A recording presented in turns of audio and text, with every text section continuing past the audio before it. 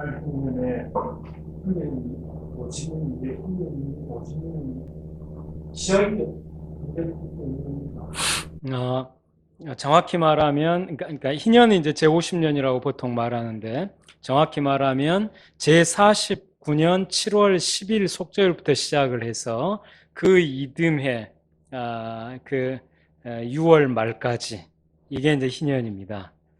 그러니까 이것은, 안식일이 보통 7일이라고 표현하지만, 정확히 표현하면 제6일 저녁부터 이튿날 저녁 직전까지인 것처럼. 근데 이제 이렇게 정한 이유는 그 한 해 농사의 시작을 가을에 하거든요. 보리와 밀이 주곡인데 보리와 밀을 가을에 파종하고 이제 봄에 수확을 하고 여름에 이제 여름 과일까지 다 거두어서 7월 15일 초막절 주간에 그게 이제 수장절입니다. 그 저장을 하거든요. 그래서 이스라엘 달력 7월은 우리의 한 9월 정도 해당합니다. 그래서 그렇게 이제 시스템이 농사력을 따라서 그렇게 구성되기 때문에 시작과 끝이 7월부터 6월까지 이렇게 되는 것입니다. 예. 우리 말씀에 사회학적으로 사회학이 있는데 북한이 천주교 국가니까 지금도 계신다고 하니까 제가 고양시 철근 제가 봤거든요. 예, 예. 그리고 내가 보고 느끼는 철근을 위한 정책이 없다 이게 뽑기는 그만인데 오늘 우리 아파트가 들었습니다. 임대 아파트 들어서 철거민한테 분당 대금의 3분의 2 정도를 준다 이래요. 그 3분의 2가 어디냐고 그 철거를 하는 분들이 그럼 국가에서 하는 정책이 너무 공직자를 위한 정책이에요 이게. 예. 보건복지부가 그걸 하면은 종교계에 지금 아무 참석을 안 하더라고요. 예. 이런 걸 좀 해가지고 정말로 교도소는 사용돼야 될 건데 가면 갈수록 더 양극화가 심해집니다. 예. 어떻게 하는 게 좋겠습니까? 일단 이 종교계가 그런 노력을 이제 보이지 않는 곳에서는 많이 하고 있습니다. 그리고 이제 그 지난번 주의학교에서 아마 그거 잠깐 말씀드렸던 것 같은데요. 이제 저도 작년 가을에 국회 정론관에서 기자회견을 할 때 그때 주거권 네트워크라고 해서 한 수백 개 주거권 관련 단체들이 하나로 연대해서 모인 단체인데요. 주거권 네트워크가 이제 세입자 서민의 주거권을 보호하기 위해서 전월세 상한제를 중심으로 한 강력한 개혁 정책을 이제 문재인 정부에 촉구하기 위한 그 자리에 이제 저도 갔고 종교계를 대표해서 제가 그 발언을 했습니다. 근데 발언한 이유는 제 그 주거권 기동연대라는 단체 제가 공동 대표인데요.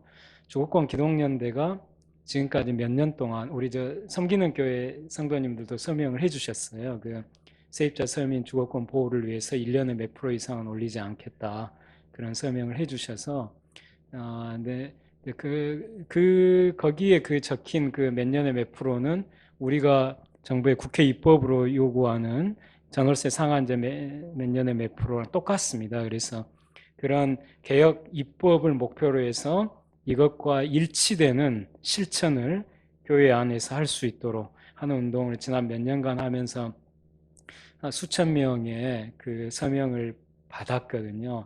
근데 이제 그것을 주거권 네트워크에 있는 그 분들은 귀중하게 본 거예요. 이런 실천, 자발적 실천. 그래서 그때 이제 신부님도 오셨지만 그분들은 발언하지 않으시고 천주교에는 그런 운동이 없으니까요. 개신교에만 이 운동이 있으니까 그래서 이제 제가 대표해서 발언을 했습니다. 그래서 종교계가 이런 주거권 문제 이런 부분에서 보이지 않게 그런 활동을 지금 꾸준히 하고 있다는 걸 좀 말씀드리고요. 그리고 아까 예. 그 유튜브를 보면 이게 예. 산대식이 돼 있죠. 꼴리지 않고 맨날 싸움만 하고 국회라고 할 수 있는. 그렇죠. 이제 근본적인 질문이신데요. 지금 이제 국민, 특히 이런 고통당하는 국민을 대변하는 국회의원이 없습니다. 제가 사실 바라는 국회의원은 재정구 의원 같은 분이거든요. 철거민의 벗이었잖아요. 그런 국회의원들이 나와야 되고, 그걸 위해서는 그 연동형 비례대표제로 선거 방식이 개혁돼야 된다고 저는 생각합니다. 그래서 철거민, 세입자 이런 분들을 대변하는 그런 국회의원들이 국회에 지금 300석 중에 적어도 30석만이라도 그런 분들이 있으면 지금 이렇게 엉망으로 할 수는 없는 것이죠. 그리고 아까 이제 철거민 경우에 강제 수용당할 때 공시지가로 보상을 받습니다. 근데 이제 공시지가가 실거래가의 60% 선밖에 안 되잖아요. 그래서 이제 저희들이 꾸준히 요구했던 것은 공시 가격의 현실화입니다. 거의 90% 이상으로 실거래가의 90% 이상으로 현실화시키면 근데 그게 이제 철거민의 주거 정의를 위해서도 필요할 뿐만 아니라 토지 정의와 주거 정의 철학에도 사실 부합해요. 뭐 이건 너무 좀 디테일한 거라서요. 예, 예, 감사합니다. 혹시 또 질문 있으십니까? 예. 토지를 7년 만에 예. 시기에서 양을 시기하고 하는데 하나님의 입장에서는 그게 하나님의 경륜에 맞지만 그 10년 전, 20년 전에 생산력으로 따지면 토지를 그렇게 쳤을 때 인간이라는 시기 안에 가뭄도 있고 여러 가지가 있는데 현실적으로 그렇게 진행하기 쉽지 않은 그런 경험도 있고 과연 그렇게 진행이 끝났을까 그리고 요즘 현실로 와서 얘기하면 그 이익분을 그렇게 노리는 거 없어요. 근데 과거의 생산력으로 얘기한다면 1년을 치료한 2년 동안에 거둬들인 것을 그렇게 공평하게 인간을 살았을까 그랬을 때 지금이나 과거나 이거는 굉장히 좋은 영역이지만 현실적으로 굉장히 지키기 어려운 건 아니었을까. 과연 그렇게 지켰을까라는 궁금증이. 예, 아주 좋은 질문입니다. 제가 오늘 시간 관계상 레기 25장의 그 부분을 말씀은 안 드렸는데요. 그러니까 레기 25장 이런 부분이 있습니다. 그러니까 제49년 안식년에도 땅을 쉬고 50년 희년에도 땅을 쉬면 2년 연속 땅을 쉬는 거잖아요. 그럼 우리는 무엇을 먹고 삽니까? 라는 백성들의 그게 문제 제기가 나올 것을 이미 예상하시고 하나님께서 3년 쓰기에 족한 소출을 안식년이 시작되기 직전 수확기에 평상시에 1년에 해당하는 소출을 주시다가 3년 쓰기에 족한 소출을 그때 주시겠다. 이런 약속의 말씀이 나오거든요. 근데 이것은 하나님께서 광야에서 만나를 주실 때 평일에는 하루분만을 주시다가 여섯째 날에 이튿날 그 안식일 분까지 해가지고 2배 이틀분의 몫을 주신 것과 사실 똑같습니다. 그러니까 하나님께서 먼저 이건 사실 하나님의 개입에 의한 기적의 은혜잖아요. 만나 자체도 그렇지만 40년 동안 평일에는 하루분, 그 다음에 제6일에는 이틀분, 이게 40년간 반복됐거든요. 그러면서 이제 하나님이 말씀하신 것은 제6일에 이틀분을 내가 너에게 먼저 준다. 그러니까 먼저 받는 것이죠. 그러니까 제7일 안식일에는 탐욕을 부리지 말고 이미 식량이 있으니까 탐욕 부리지 말고 만족하고 일하지 말아라. 이렇게 말씀하신 것이거든요. 그러니까 이와 똑같이 하나님께서는 안식년과 희년이 연이어 시작되는 직전에 3년 쓰기에 족한 소출을 먼저 주시는 은혜를 베푸십니다. 그리고 나서 3년 쓰기에 족한 소출 이미 받았으니까 이제 식량이 있으니까 안식년과 희년에 그대로 땅을 쉬어도 생계에는 아무 문제가 없게 그렇게 해주시거든요. 근데 여기서 이제 하나님의 뜻은 뭐냐면 족한 줄을 알고 탐욕을 부리지 말라는 이제 뜻인 것이죠. 그 본질은 그러니까 궁핍해지는 것이 아니라 먹고 살기에 부족한 그런 상태에 처하는 게 아니라 먹고 살 수 있습니다. 그걸 먼저 하나님이 베푸시고 그래서 여기서 이제 하나의 신앙적 원리가 나오는데요. 그러니까 은혜, 순종, 그 다음에 은혜입니다. 사이클이 그러니까 순종, 은혜, 순종이 아니고, 그러니까 먼저 하나님이 은혜를 베푸시고 3년 쓰기에 족한 소출 혹은 6일째 이틀분에 만나 먼저 은혜를 베푸시고 그리고 그걸 감사함으로 받고 우리가 안식일에 일하지 않고 안식년과 희년에 농사짓지 않고 그 순종을 하는 것이죠. 탐욕 부리지 않고 그리고 그러면 그 순종에 대해서 또 하나님의 은혜를 베푸시거든요. 그래서 우리 신앙도 인간 행동으로부터 나오는 게 아니라 기독교 신앙은 그리스도의 십자가 그 은혜로부터 시작해서 은혜에 감사하며 하나님의 말씀에 순종하면 또 그 순종한 사람이 하나님의 은혜를 주시는 이 원리가 이제 담겨 있습니다. 그래서 저는 그러니까 이스라엘 백성에게 하나님께서 약속을 지키셨을 거라고 봐요. 왜냐하면 구약 그러니까 광야의 40년간 만나를 제 6일째 이틀분을 주시면서 7일 안식일을 지키라고 하셨고 그걸 하나님이 실제로 하셨기 때문에 거기에 근거해서 생각하면 안식일의 연장선이 안식년과 희년이지 않습니까? 당연히 하나님의 그 약속의 말씀처럼 안식년과 희년 직전에 그 두 해 몫을 하나님이 주셨다고 저는 봅니다. 주셨는데 그 다음에 그러면 이제 이스라엘 백성이 탐욕만 되지 않으면 그걸 순종할 수 있었을 것이고요. 그런데 만약 탐욕을 부렸다면 그걸 불순종했겠죠. 그래서 문제는 필요가 충족되지 않은 궁핍이 문제가 아닙니다. 궁핍은 이미 해결되어 있습니다. 핵심은 탐욕을 그 이상을 더 많이 가지려고 하는 탐욕이 문제가 될 뿐인 것이죠. 제가 주신 질문에 제가 잘 답변을 했나 모르겠습니다. 예. 네, 그때 시대에 가능했나? 알지라도 가능했나?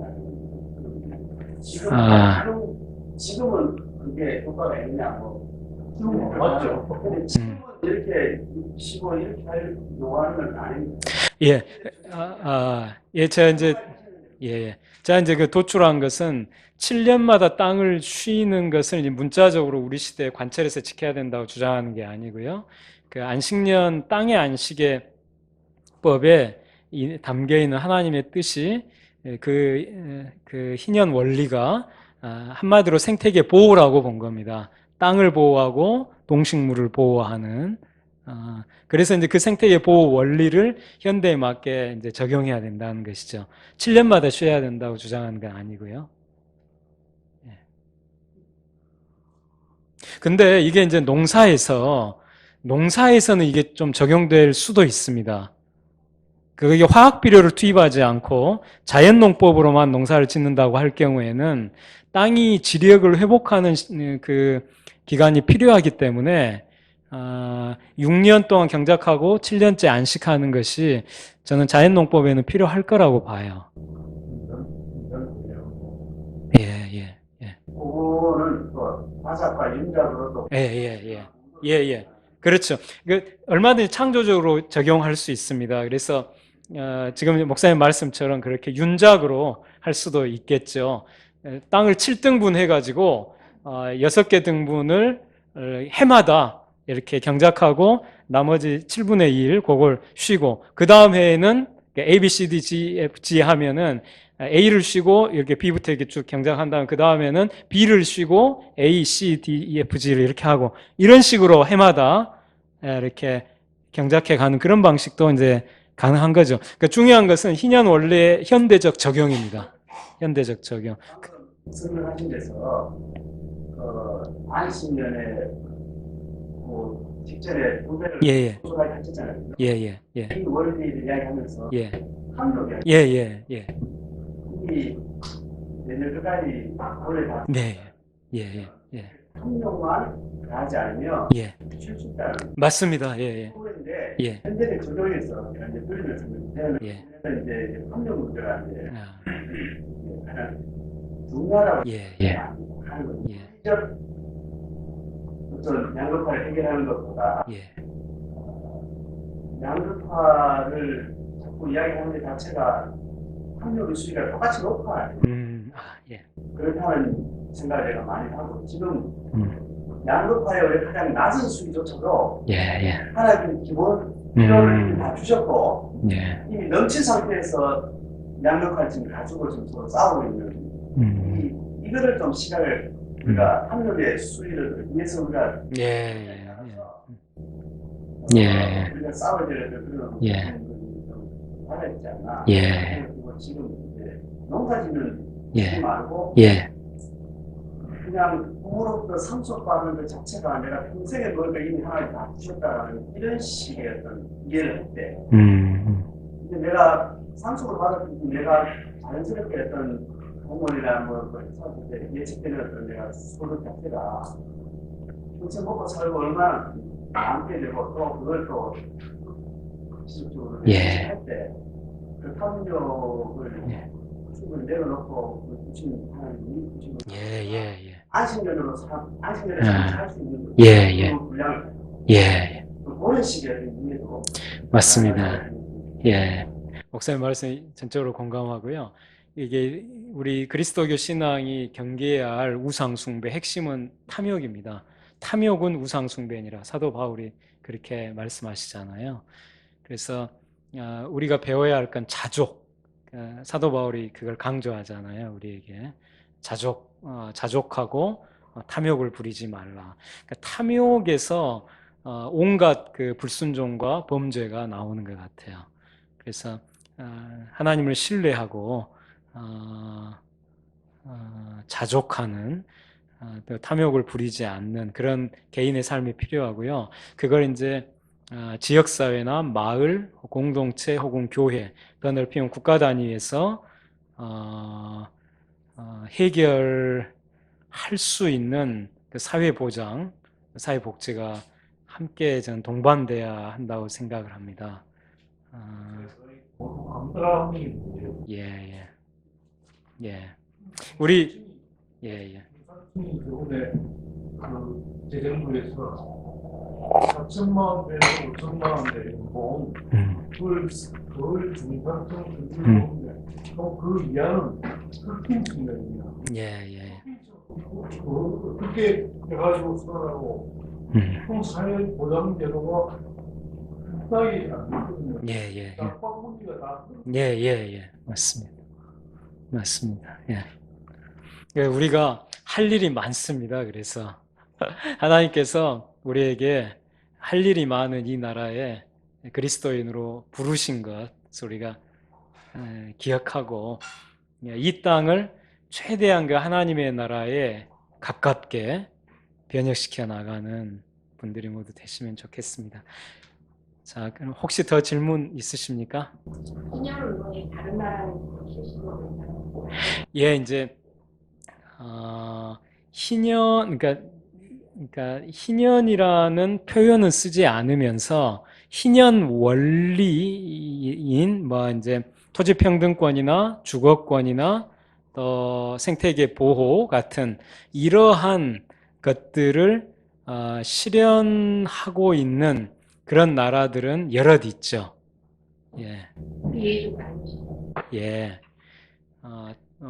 토지평등권 부분을 말씀드리면 아까 희년 토지법에 담긴 희년 원리는 한마디로 토지평등권입니다. 하나님이 토지를 평등하게 분배해 주시고 무르기 제도와 희년 토지 회복을 통해서 그게 그 토지 평등권이 그 회복되도록 하셨기 때문에 한마디로 토지 평등권인데요. 토지 평등권을 실현하는 방식은 다양합니다. 그 중에 이제 예를 들면은 중국의 충칭 같은 경우에 중국 충칭이 이 면적과 인구가 북한하고 비슷합니다. 이렇게 그래서 충칭에서 실현한 건 북한에도 실현할 수 있는 것이고요. 그래서 저는 충칭 개혁이 이제 북한에서도 이루어지길 바라는데 충칭 개혁의 요체는 뭐냐면 그 충칭 모델을 드릴 말씀이 많은데 그 중국의 그러니까 좌파, 우파, 신좌파 이렇게 세 그룹이 있습니다. 좌파는 마오쩌둥, 모택동주의자들이고요. 우파는 신자유주의자들, 자본주의 시장경제 이쪽을 추종하는 자들이죠. 근데 그 빈부격차 문제에 이제 그 개혁을 위해서 신좌파가 등장했는데요. 신좌파가 추진하는 게 충칭 모델이에요. 신좌파의 핵심 그 이론가가 중국 칭화대 추이주의한 교수입니다. 근데 그 충칭에서 어떻게 했냐면 충칭 모델이 2002년부터인가 이제 시작이 되거든요. 근데 그 전해까지 토지 재정 수입에 비해서 그로부터 한 10년쯤 지난 후에 500배로 증액해버려요. 토지재정 수입을. 그리고 이 엄청난 그 토지재정 수입으로 뭘 했느냐 하면, 그러니까 일단 토지재정을 대폭 그렇게 확대 강화했다고 하는 것은, 강화해서 그것을 충칭 시민들을 위해서 모두 고루 사용하는 것, 그것이 이제 토지평등권의 실현이라고 볼 수 있겠죠. 모두가 충칭에 사는 그 수천만 명의 충칭 시민이 토지에 대한 평등한 권리를 누리는 방식이 토지 면적을 잘게 그 수천만 분의 1로 쪼개가지고 가져가는 방식이 아니라 그 토지 재정을 다 환수를 해가지고 그 거두어서 그래서 충칭 시민들을 위해서 쓰는 거니까요. 토지 평등의 실현이라 할 수 있겠죠. 그러면서 그 토지평등 그 모아진 그 재정을 가지고 충칭시 인구의 그 3분의 1이 저소득층인데 중국 그러니까 농촌에서 도시로 올라온 농민공들 그 가족들 그분들에게 가장 중요한 민생 과제가 몇 가지가 있어요. 그 문제를 해결하는데 이 재정을 다 투입한 거예요. 그래서 예를 들면은 주거 문제. 그래서 이제 수십만 호의 공공임대주택을 이걸로 이 재정으로 지어서 아주 저렴하게 저소득층에게 분배해 줬어요. 주거문, 집 문제, 그 다음에 일 문제, 초소형 기업 수만 개에게 무상으로 창업 자금을 지원해서 이 사람들을 고용할 수 있게 만드는 데 돈을 썼어요. 일자리 문제. 그 다음에 교육 문제. 농촌에 두고 온 어린 자녀들, 그 어린 자녀들의 교육을 위해서 교육 재정으로 사용을 하고 있어요. 그 다음에 농촌에 두고 온 부모들 봉양, 노부모 봉양 문제, 이 양로, 그러니까 이 부분에 또 그 재정을 사용을 해요. 그러니까 충칭시의 그 신좌파들이 분명한 이 철학, 토지평등권 이 철학에 기반해 있기 때문에 그 재정을 허투루 쓰지 않고 이런 데 썼고 그 결과 이건 이제 분배정의의 실현뿐만 아니라 경제 성장에도 엄청난 효과를 줬어요. 그래서 충칭은 중국 안에서 가장 가파르게 그 경제가 성장하는 지역일 뿐만 아니라 전 세계에서 탑이에요. 그러니까 가장 빠르게 경제가 성장하는. 예전에는 충칭이 낙후돼 있었거든요. 근데 이 제도를 쓰면서 이렇게 발전하게 된 것은 그 이유가 이렇습니다. 그 추이지양 교수가 그 책에서 뭐라고 했냐면 충칭 모델의 이론적 기반은 헨리 조지와 수논이라고 얘기했거든요. 자, 오늘 여러분께 헨리 조지 얘기 안 했는데 지난번에 제가 말씀드린 걸로 기억을 합니다. 희년 토지평등권을 우리 시대에 가장 잘 적용하는 대안이 헨리 조지라고 제가 말씀드렸어요. 근데 그 헨리 조지와 그 헨리 조지의 사상을 계승한 사람이 중국의 순원이거든요. 중국 현재도 이제 중국 본토나 대만에서 국가의 아버지로 추앙받는 인물입니다. 순원이. 근데 그러면서 추이지안 교수가 뭐라고 하냐면 헨리 조지 이야기는 토지에서 세금을 다 걷고 생산활동에 대한 세금은 면제하자는 것이고, 이렇게 할 때 이제 가장 바람직한 개혁이 이루어진다. 그리고 그대로 이제 노력을 한 거죠. 그래서 충칭이 중국 전역에서 기업의 경제활동에 부과하는 세금이 가장 싸요. 낮아요. 왜 싸냐면 토지에서 막대한 수입을 얻으니까 이쪽 기업 경영 생산활동에 세금을 낮게 해도 문제가 없는 거예요. 그러니까 중국에서도 기업들이 충칭으로 몰려들고 한국에서도 충칭으로 몰려가요. 그래서 얼마 전에 두 해 전인가 현대자동차 정몽구 회장하고 충칭시 시장이 이렇게 협약 체결한 사진이 중앙일보의 대문짝마당에 실렸어요. 그게 이제 현대차 공장을 거기에 세우는 충칭에. 그러니까 이 토지평등권을 실현하는 헨리 조지의 방식은 단순히 분배정의 차원이 아니라 경제 성장에도 엄청난 영향을 미친다고 하는 것을 실증한 겁니다. 근데 충칭시가 헨리 조지 이론을 완벽하게 적용한 건 아니에요. 부분적으로, 과도적으로 적용했는데도 이런 효과를 냈거든요. 근데 이걸 전면적으로 실행하면 그보다 훨씬 더 놀라운 효과를 볼 수 있게 되겠죠. 그러니까 중국의 개혁개방 이후에 심천을 중심으로 한 중국 남부 해안이죠. 이쪽, 그러니까 여기가 이제 광둥 지방인데, 광둥 모델하고 지금 이 충칭 모델이 중국 내에서 개혁 이론을 두고 지금 그러니까 논쟁 중이에요. 치열하게. 근데 이 광둥 모델에서는 아까 그 토지 부동산으로부터 이걸 제대로 환수를 하지 않았기 때문에 엄청난 그 부와 불로소득이 소수에게 집중됐고, 다수는 지금 우리나라 서민들과 똑같이 그렇게 살아가죠. 이런 빈부격차 문제가 발생하는데 충칭에서는 그렇지 않다는 말이죠. 예. 물론 이제 충칭이 부분적으로 했기 때문에 얼마간의 양극화는 있을 수 있습니다. 그 얼마간의 부동산 투기는 있을 수 있어요. 그러나 광둥처럼 그런 심한 그건 안 나옵니다. 상하이처럼. 그러면서도 이게 중국에서 아주 급부상을 충칭이 이제 하고 있죠. 그 모델을 이제 북한이 더 철저한 헨리 조지 방식의 더 철저한 토지공공 임대제 모델로 가서 지대를 전부 다 환수해서 북한 인민을 위해 사용하는, 그리고 다른 생산활동에 대한 세금을 감면하는 이런 조치를 취하면 북한의 개혁개방이 이 경제성장과 분배정의 두 마리 토끼를 모두 잡을 수 있게 됩니다. 그 시점이 막 내려요.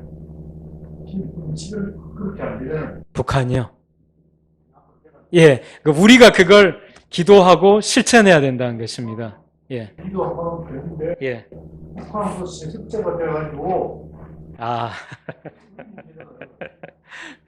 저는 이거 이제 시간 초과가 아니긴 하는데 굉장히 중요한 질문이세요. 이게 희년은 통합적이에요. 그래서 경제 부문에서 토지평등권이 가장 밑에 있고 이에 기반해서 쭉 가서 왕이 없이 모두가 자유롭고 평등한 그 체제를 구성하거든요. 그래서 희년 체제가 북한에 전면적으로 실현된다고 하는 것은 뭐냐면 단순히 토지평등권, 토지공공 임대제 개혁만 아니라 독재체제까지 민주체제로 변혁되는 걸 전제합니다. 이게 희년체제로 간다는 것은. 근데 이제 그 선후관계가 있는데요.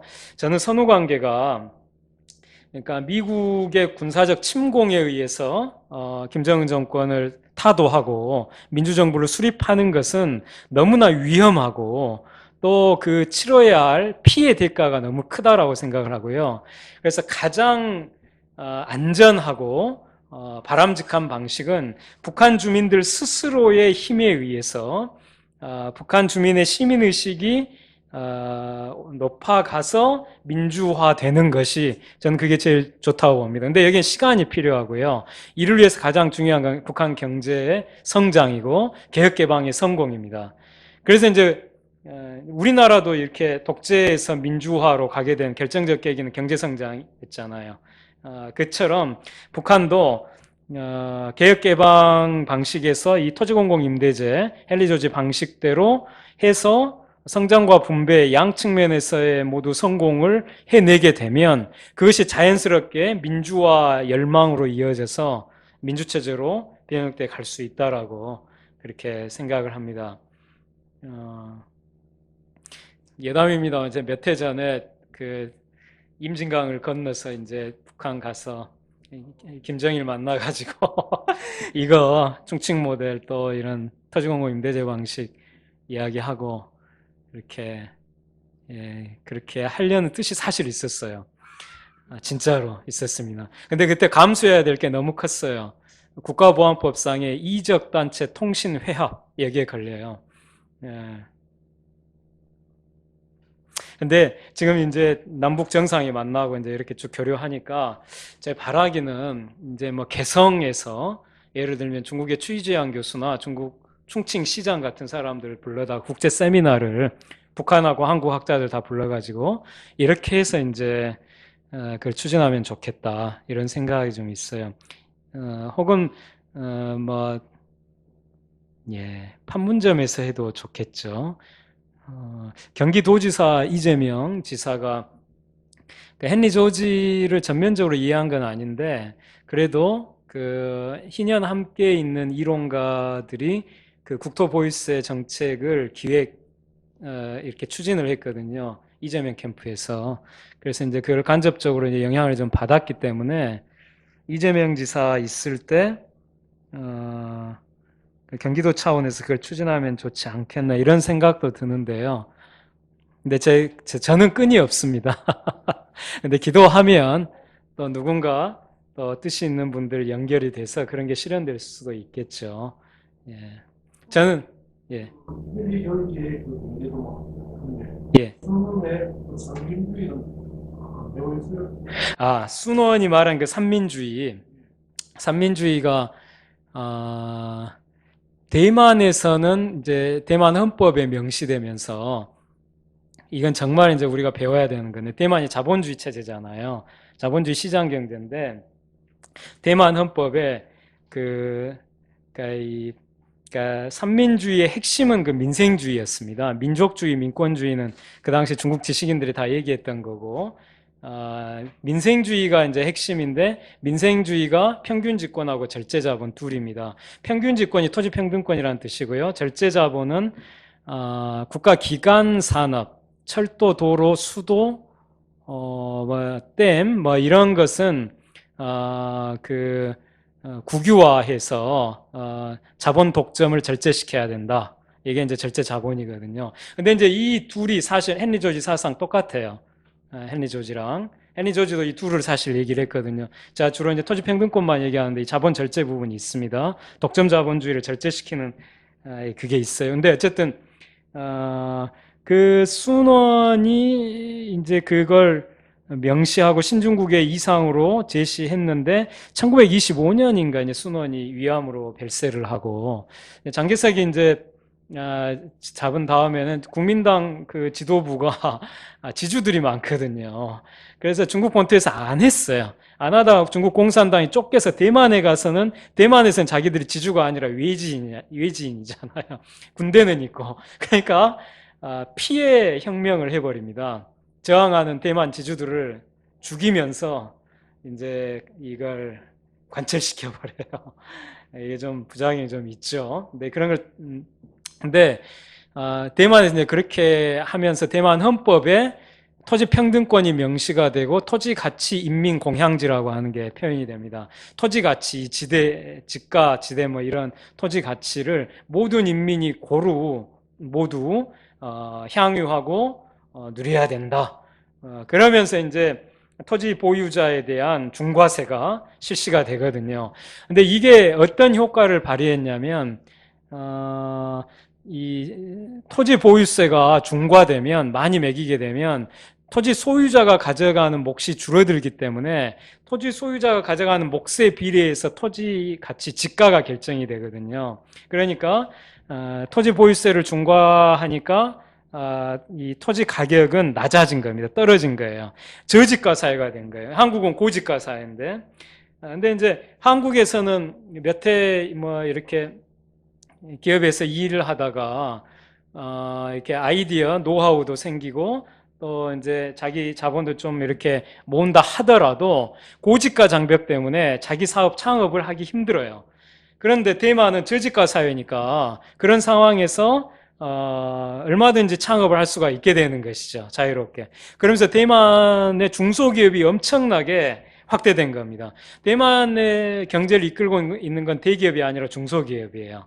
대기업이 별로 없고 중소기업이 대만 경제의 중추를 차지하는데 이렇게 되는 데는 아까 토지평등권 그 실현이 그 이면에 있는 것입니다. 그래서 이 토지평등권 실현은 단순히 토지 개혁 그런 차원이 아니라 공동체 창의, 그러니까 하나님께서 그 사회의 구성원들에게 엄청난 창의를 주고 계시는데 그 창의를 사장시키느냐 아니면 꽃 피우느냐 그걸 가르는 관건이 됩니다. 그래서 이제 대만이 그렇게 눈부신 발전을 했죠. 그래 아시아의 4마리용에 대만과 뭐 한국 포함해 홍콩, 싱가포르 뭐 이렇게 포함이 됐 정도였잖아요. 지금도 대만 1인당 그 국민소득이 우리보다 훨씬 더 높아요. 대만이. 그런 제 기억에는 그랬습니다. 그래서 네, 지금 한국이 3만 불인가요? 네, 네, 대만 그보다 훨씬 더 높아요. 제 기억에. 근데 그래서 그 대만 경제를 이끈 게 바로 사실은 실현시킨 것이 바로 토지평등권이었다. 거기에 이제 헨리 조지 이 방식이 있는 것이고요. 예. 그러면 더 없으시면 그 다음 말씀드리겠습니다.